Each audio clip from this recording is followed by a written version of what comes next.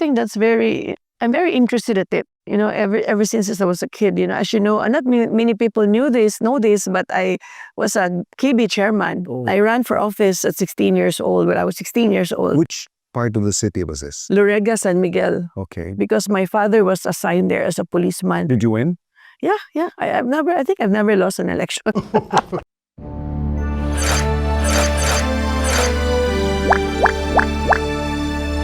Welcome to the show, Governor-elect Pam Baricuatro.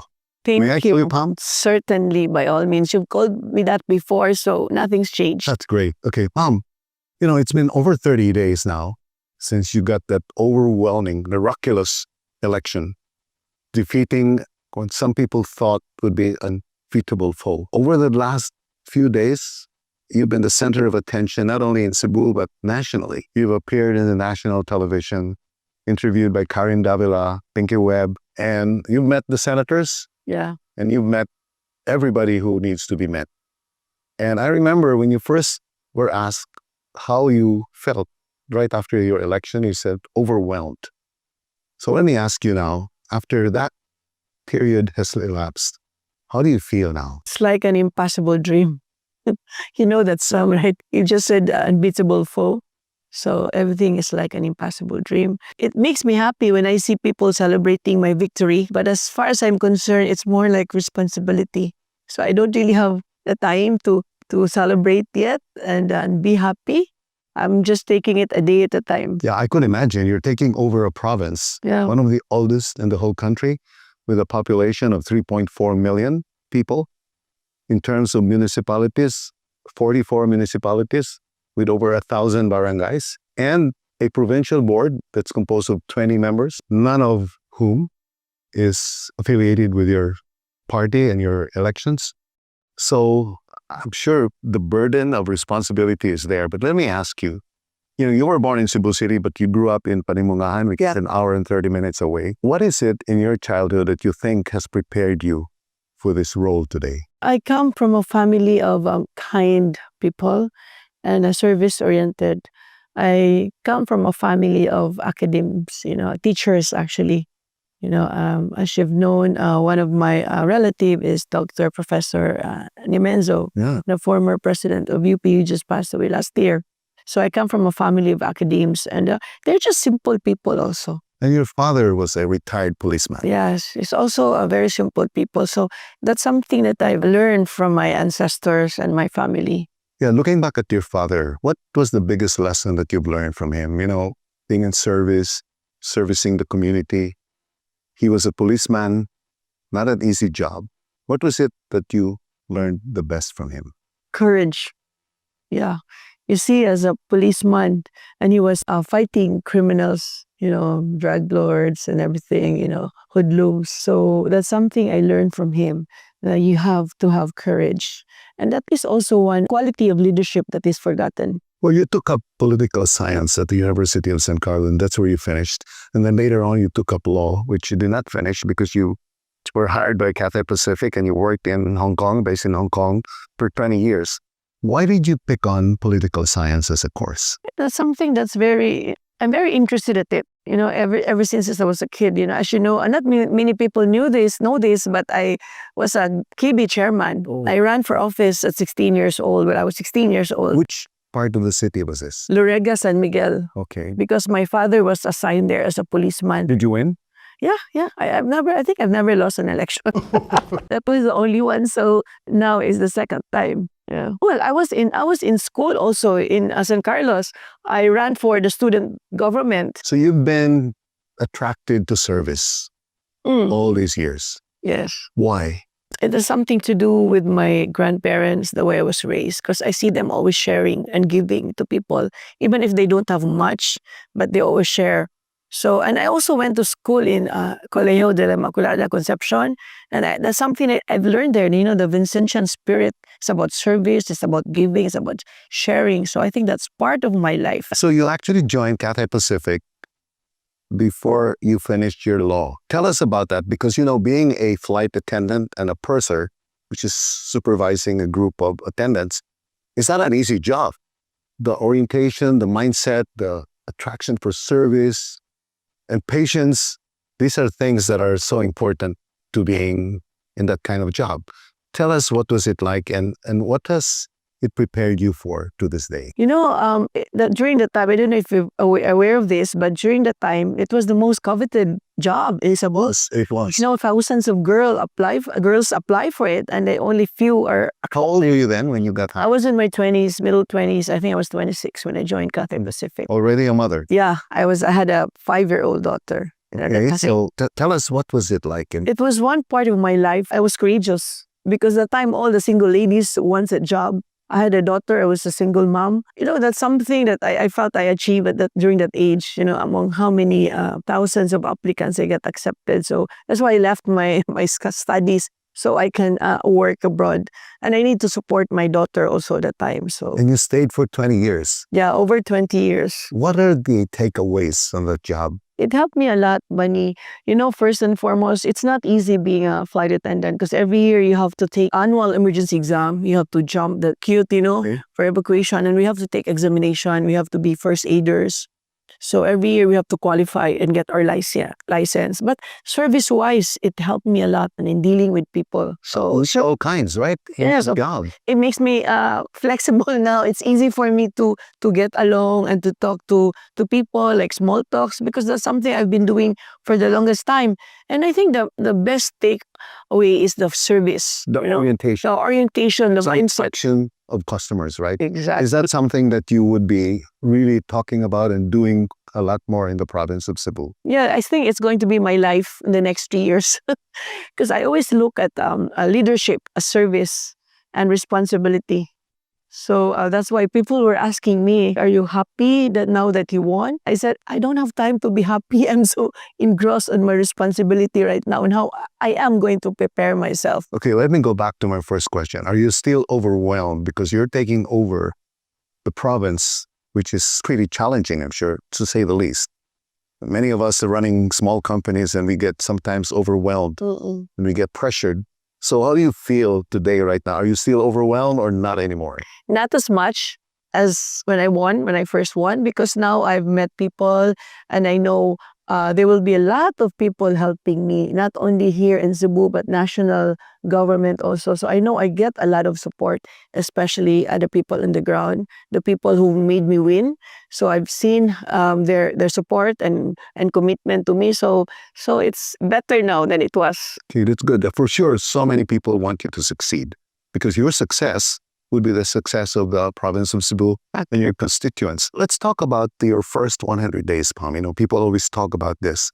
I know you had been focusing on your pronouncements into 4 major areas: healthcare, transparency, government, livelihood, hunger, and also the housekeeping. You want to just eliminate those activities that are not really going to contribute to the benefit of the people. Let's talk about healthcare first.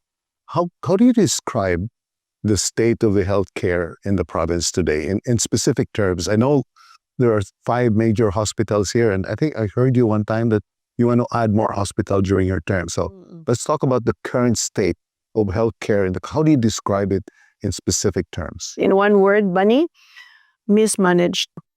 In a few more words. We have to prioritize it because we're talking about lives here. We need to save lives in the province of Cebu, which means that we have to put more doctors, we have to put more nurses, medical professionals, more facilities, medicines. Pretty basic, right? Yeah, basic, but that's something that was not prioritized, I guess, because look at the state of our healthcare now. And that's probably the reason why I was propelled to victory because of that. People see there was a gap in our healthcare system. How challenging would that be to you? It's doable because the budget's there. I have support from DOH now. I was in Manila yesterday and I talked to the undersecretaries. So now I feel good and I feel better that we, especially for the province of Cebu, that we get support. Well, that's going to be a lot. Be there. We can make some hospitals, district hospital as a DOH-run institution.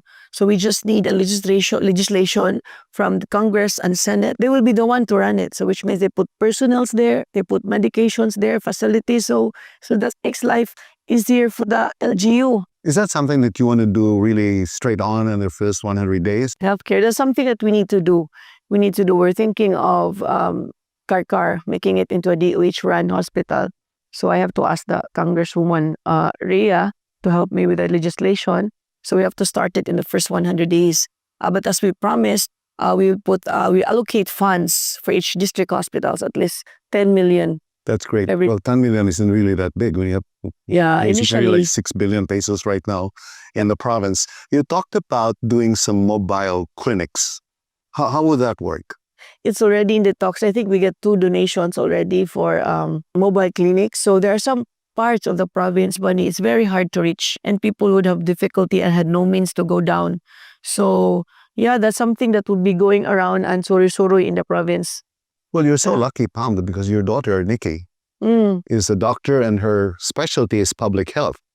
So what would her involvement be in the province at this point in time? Yeah, I have to engage her at no cost.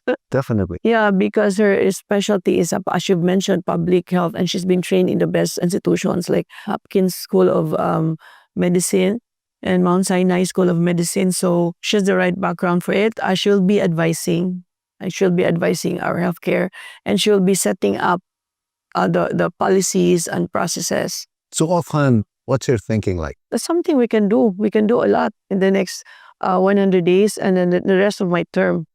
Okay, I'm very interested in the livelihood and the development of enterprises in the province. You mentioned a few times in your interviews that you're not happy with the way the economy has been moving in Cebu. It hasn't really progressed, and the per capita income is a bit low. No, yeah. Lower than what we should do. So do you have any specific plans right now in terms of the livelihood and bringing business into the municipalities, the outlying cities? First and foremost, we have to get investment corridor back into the province. And how to do that is to be supportive of investments here, and also make sure that there's ease of doing business in the province. Because I heard some of the corporations are postponing any major moves to advance their corporation, wait and see, because what will happen in the past. So we have to make sure that they go back to the province of Cebu and to get their trust. How do you plan to organize the business engagement sector? I know you've been talking with the Cebu Chamber of Commerce lately, and the chamber is very excited to work with you. And so is the city government. So how do you plan to organize this? Because you need maybe a group that will engage the businessmen and the people who are interested to invest in the province. How do you plan to organize this? We have to start the provincial investment board, maybe? Board, yes. Because it was not done the past years. No, I don't know why they didn't do that one. So now we have to establish that. Right. And set the tone and set the direction. Yeah. And deal with these people who are coming in and interested, right? Yeah. And I'm lucky because I have Secretary Ace Dorano will be helping me. Well, he's so experienced in not only tourism, but also in business. Yes, because after all, it's interconnected, right? How did you get Ace, by the way? Oh, we're neighbors. And if you remember that the Doranos are my #1 supporters. Definitely. I think you only had one mayor supporting you. Yeah, that's Mayor Nito. Nito Dorano, right? Nito, yeah. So I think Ace was forced. I'm just joking. No, he's been very kind and very nice to us. And I think you also got Paulo Uwe, who's an expert on IT. Yeah, he's a part of the Cebu Chamber of Commerce and Industry. I think you really need IT, AI, and the large language grid right now moving into the whole province. I think AI will play a major role. So it's so exciting. So we've got healthcare, which you are going to focus on, the livelihood, and then third would be like housekeeping. Oh, is that going to be an overwhelming responsibility and a task? How do you see that right now, considering the circumstances surrounding your taking over the province? I believe there's just I think 5 departments I really have to organize, and that's planning. That's very important for the budget, treasury, accounting, budget. So those key departments I really have to look into. And what are the other 4? No, that's it. 5 departments. 5. Yeah, I think it's budget, accounting, treasury, and planning. Yeah. And of course, you need that investment board. The investment to execute the plans, right? Yes. I think it's so important. Like being in business, somebody will attend and you get the customer service orientation. Yeah, you have to keep the customers satisfied and happy, right? And the stakeholders. You also talked about fiscal management. Yeah. It's something that you want to pursue, something you want to dig deeper into. And in fact, one of the things that I think excited a lot of people is that trying to save money by channeling money that probably were not really put properly, like correct. Suri-Suroy, Pasigarbo sa Cebu, which cost what, 250 million pesos. So what do you plan in terms of the fiscal management here, Paul? There has to be strategic planning, and of course, revenue generation is also very important. And of course, we have first, I think the best thing that you can do here is you have to create the culture of integrity. Okay. Yeah. I think that's very, very important. To be able to be transparent also with the stakeholders. Okay, the first 100 days, what's the first thing that you plan to do the first week? We have to do some gap analysis also, see where the gap is. Yeah, and of course, the priority projects that's close to my heart, which is healthcare. Yeah, we have to look into food security as well. Yeah, and putting the right people there. Yeah, I guess it's so. Jim Collins, putting the right people on board, the wrong people off the bus. They make or break you, right? Yeah, so I have to be very strategic in putting the right people in place. They have to have loyalty, of course, to me. And I told them on gani nga the group na, if you want to be appointed, don't make money. If you want to make money, don't get appointed, because this is not a place to make money, because we're here for service. So I already briefed them about it. And I guess you're also used to the hard work. Yeah. That you've been being a flight attendant, being a purser. It's not easy work. That's how I manage my campaign. That's how I survive the campaign, you know. It's quite tough, you know. I've been through, you wouldn't believe this, Bunny, but I've crossed a river with a very dirty canal with only 3 bamboos. I have to step on it all the way. And the only handle I have was somebody holding the other end of the bamboo and the other one's holding the other end. So I have to cross that. I could visualize that. Yeah, and Are you going to do that? Are you going to do that when you're governor again? Go back to that stream? Or why not? Actually, I told them that every Wednesday we have to have a People's Day. You know, that's the time when you see people to visit you. And maybe the end of the week, Friday, I go back to my campaign schedule, because really I missed it. I missed going to the province, you know, and talking. Since you declared your candidacy last October 8th, I'm sure you were super busy. Are you busier now? Now that you are governor-elect and will be busier being governor? What do you think? I'm sure it will be busier. I don't know if I would still have time to sleep. but lucky for me. You have to take good care of yourself, right? 6 hours is good for me already. So, but I promised them that I would keep office hours. I don't want to work beyond 5:30. Right. You've got to stay fresh. Yeah, and we have families also to go home to. Correct. Yeah, so I don't want to be working at the wee hours of the morning, you know. So you're going to be called and known as the people's governor. So how do you see this panning out over the next few months, the next few years, being a people's governor? I coined that word during the proclamation, because someone asked only during the proclamation. During the proclamation. The moment you won. Yeah, it just came out because I realized that it's the people who made me win. It's the people who placed me there. There's just overwhelming clamor for change. Need a new face. Timing is everything, right? When did you know that you were going to win? Honestly, mga Friday, 3 days before the... Yeah, elections Monday, right? Yeah. So Friday, you knew that you were winning or you were going to win? Yeah, I know I was going to win. How? Different feel already, and my social media engagement just went up. I was told by my IT team that it just went up. Was that so different from the first few weeks in the campaign? Yes. What was it like? I know this is gone. We're moving into a new direction and moving forward, but I think it's important that we talk a little bit about history. So what was it like in the first few weeks, in the first few months of the campaign? It was challenging. I have a very small team, as you know, like there's probably 6 of us, you know, including my daughter. And Brian is our consultant, so 7th one, yeah. I have to go out, like I started, that was memorable for me, the Misa de Gallo. I went around for 9 days all over the province. Where did you go?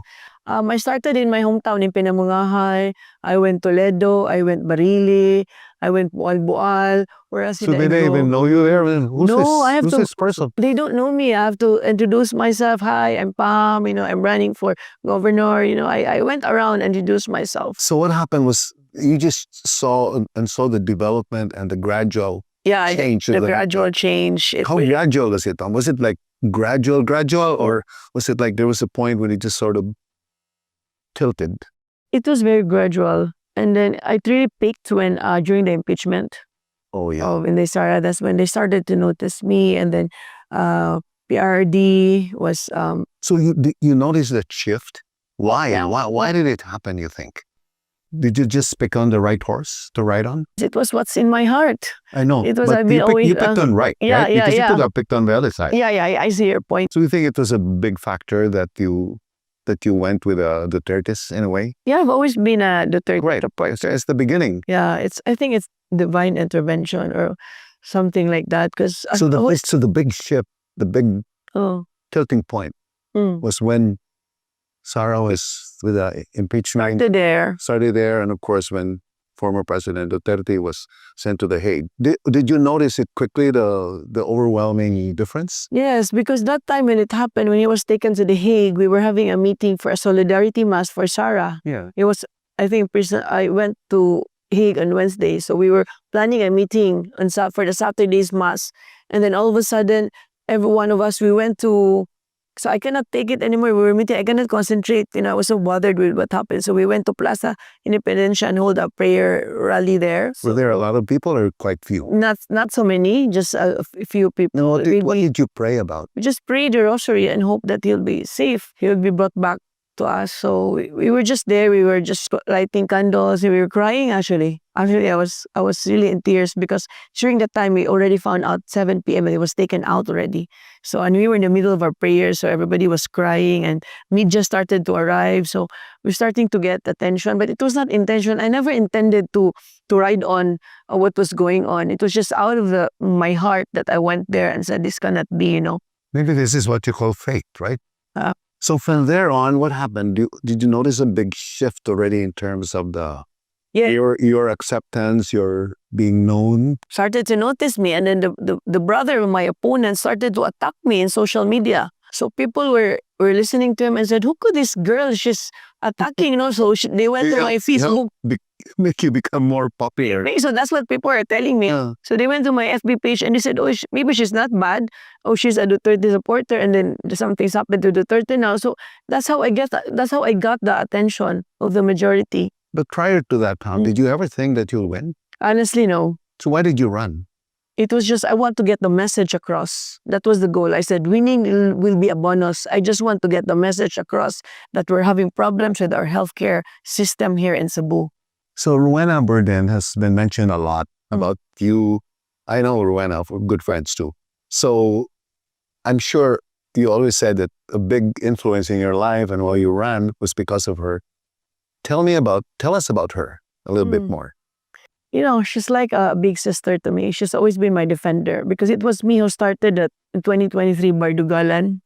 Yeah, because I was telling the outgoing governor that why are you focusing on the Sigarbo when our poverty incidence is so high in the province of Cebu. And so the brother called me a word that's not nice, pam. So Rowena defended, he did. So Rowena defended me, and then he called her again the B word. So that started. That's how you became famous. I have to thank him for that. So, and then we got sued. That Rowena was imprisoned, and honestly, when she passed away, I was still hurting very much. When you lose a friend. And I was, again, do you know I was a fugitive for weekend money? No. Where did you know? I was issued a warrant of arrest for cyber libel. It was a case filed by the brother. How did it feel to be a fugitive? And I never expected to happen in my life, because I've always been a law-abiding citizen, working abroad or FW, raising my child. And then here I am, I've been fingerprinted and wearing the orange shirt. I'll show you the photo later. So I went through that, because it was a Friday afternoon. The warrant of arrest came. I'm out, so I have to rush to the, Ituburan because the court was in Toledo. Did that experience change you a little bit? Oh, yeah. In what way? It gave me more courage to stand up for what is right. I mean, the service is there. I've been serving the community, but I don't think I would even think of running because I have a comfortable life. I don't need to be. For sure. I don't need to be governor. I don't need a spotlight, really. But because of that, I stood up for my friend. I stood up for my principal. that this cannot, she was a cardiologist. We are both social activists. I've been contributing to the province, helping the hunger situation in the province, by creating my food bank. And yet I was treated like that. Can you imagine how they would treat those people in the grounds? They were suing people left and right. And that was the bottom line, this is it, I have to stand up for the people. Yeah. I can feel that. I can feel that. Yeah. Why did you start the Simply Share Foundation? I know you started this 10 years ago, and your advocacy had always been to, is it like a first food bank in the Visayas? So, yeah. Tell us a little bit about it. What was the motivation there? I've always liked to feed people. That's my love language. Your daughter said you're a very good cook. All my staff You're a are very laughing. They know that. Yeah. I love to cook. So I was feeding people. So even when I was working in cafe, when I come home on weekends, I go to those places in Cathedral and feed those in the sidewalks. Amazing. I've been doing that. So Brian said, okay, I'll give you money, start your foundation, make it, institutionalize it, and do something. And when I did research, I said, how come we don't have food bank here in Cebu? Because how do we find a food bank? Food bank is a proven solution in addressing hunger. You collect surplus food and you give it to those who need. Even in the US, there's a lot of there. Even Singapore and Hong Kong, they're developed countries, and yet so many food banks. So now that you're governor, are you gonna institutionalize this concept? Yes, we have to. I will have to go to the board and then tell them if we can do it. Make a food bank, one in the north, one in the south. So we have a warehouse for food in case there's crisis. I'm lucky because I had a global food banking network who helped me start my food bank. What's the name of this global food network? It's a network of food banks all over the world. The world, yeah. So they help you, they guide you in food safety, in how to collect food and how to handle food. So we have 2 in the Philippines, 1 in Manila, and the only one in the Visayas is my food bank, the Cebu Food Bank. Oh, amazing. Yeah. Those of us on the outside would say, okay, Pamela's facing maybe her most difficult challenges, one of the most difficult challenges in your life. So you're ready. Yeah, I take it a day at a time. This on Harvard, in the first day of school, sa Harvard Kennedy School of Government, they give you this red notebook, and it says there, you are here to make a difference. So that really drives me. And there's also this quote that they keep inculcating in us, and it says, I'm sure you're familiar with this one. What is it? Ask not what your country can do for you, but what you can do for your country. John F. Kennedy.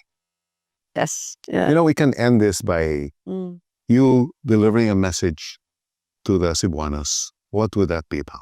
Daghan kayo, salamat mga Cebuanon sa inyong suporta diri kanako, and ako ginang giseryoso ang inyong paghatag og mandato diri kanako. And ako ang paningkamuton na in the next 3 years ako mong masilbihan sa inyong gideserve the kind of leadership and service. Daghan kay salamat sa inyong mandato gihatag diri kanako.